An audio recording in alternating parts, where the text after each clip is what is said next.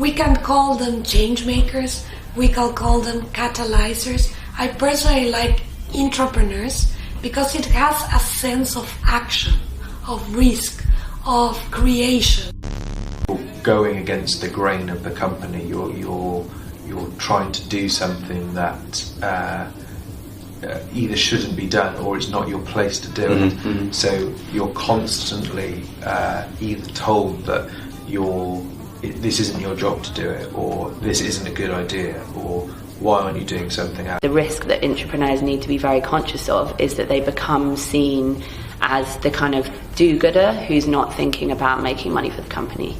And I think you have to find a way to show that they're not mutually exclusive things, like you can do both at the same time. You've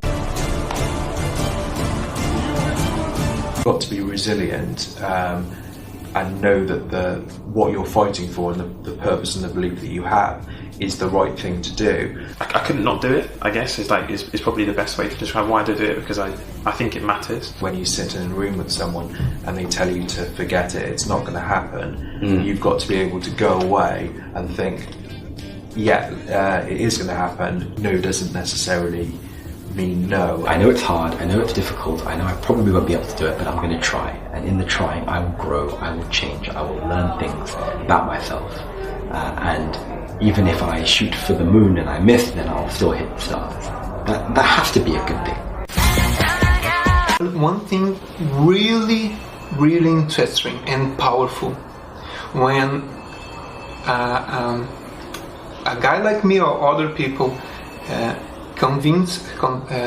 persuade others that we have now a startup inside the company, every people get in the mood.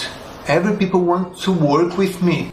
I mean, I don't know how many times I've heard like, well, in 5 years you're going to be there and you're going to be able to kind of contribute. And you're like, what, really? I'm going to wait 5 years? Or what happens in those 5 years? You know, does your brain kind of become stale while you wait until you can contribute? And what we're realizing now is like, there's opportunity for all these minds with different levels of experience to get together and co-create. And for that to happen, we have to be able to let go of a lot of ways of thinking of how things should be done and how it works. And we need to learn how to do things differently. This tremendous untapped resource of people sitting inside these organizations every day. And if we could get them to stop just thinking about the next marketing campaign for a can of soda and think about, like, how are we going to solve inequality? How powerful is that? And who wouldn't get up to go to work every day if those were the kinds of questions that they were answering? One of the big research questions for social entrepreneurship is always scaling. How do we scale solutions?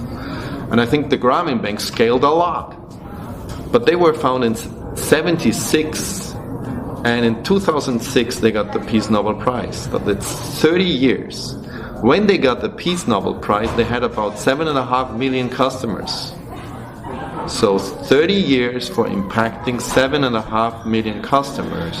Compare that to M-Pesa, where you have 5 years and 17 million customers.